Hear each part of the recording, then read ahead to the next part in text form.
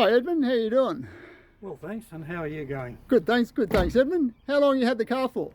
26 years. 26 years? Yes, I bought it in 1996, and I bought it from Ken Gilbert, an old member of the club, not with us now. And I bought it fully restored, but I've done quite a bit of minor work to it in that time. What sort of minor work? Well, diaphragms in pumps, seals, head gaskets, things like that, but no major work, no crankshaft work or even new rings. Didn't need that. So it's been a good, reliable car? It has been reliable, Ah. and the sort of things that have failed you'd expect to fail in that period, 85-year period. Show us what's under the bonnet there. Certainly.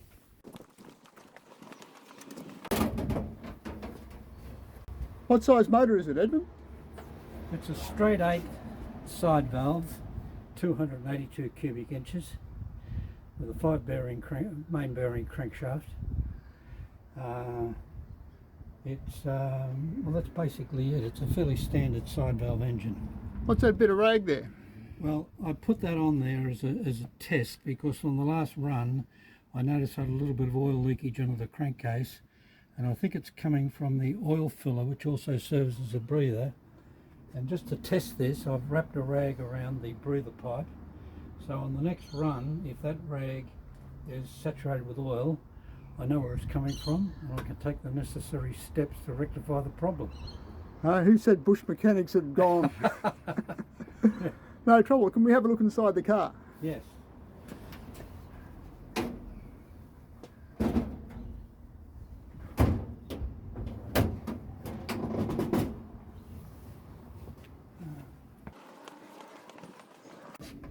Right there. Okay. So this is the original, nothing's been done in the interior? Well, the car was completely restored before I bought it. I think it was restored in 1974. So a long time ago. It stood up quite well considering how long ago it was restored. That's leather upholstery, and I'm told the hide is a Howard hide. Never heard of it before or since, but that's what it is. A Howard hide. Howard hide. Rolls Royces and that, I think they boasted about having a Connolly hide. And this is a Howard hide. What do you like most about Packards, Edmund? Well, even as a small kid, I knew a Packard was a quality car. You know, they're not known by the younger generation now, but even as a kid, I knew they were a good car. And I never planned to get one, but as it turned out, I finished up getting one in 1996. How'd you come by it? It was advertised in a magazine at the time, Restored Cars. Or was it Unique Cars? Unique Cars, I think it was. And so where have you taken this car to since then? I've driven it to Ballarat and Melbourne, south, and I've driven it to Brisbane and just trying to think of the name of the Toowoomba. Toowoomba, yes, Toowoomba. How did it go up there? Did it have any trouble with those big drives? No, not really. No, it went quite well on both those trips.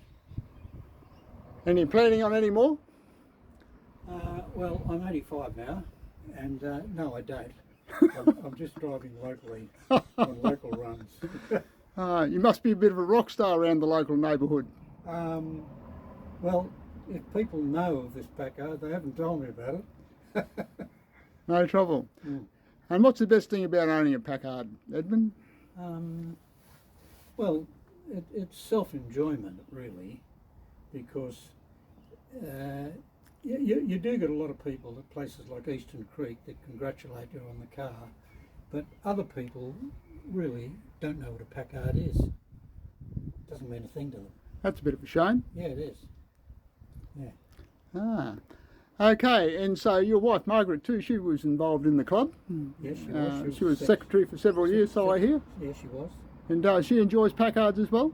Well, she certainly enjoyed them then. She doesn't ride in the car now because she doesn't ride in any car really. She's got Parkinson's disease and I'm her full-time carer. I spend more time with Margaret caring than I do driving the Packard. Well, I say this, if you need a good full-time carer, the best carer is one that drives a Packard. I'll agree with that. No trouble. Thanks for your time, Edmund.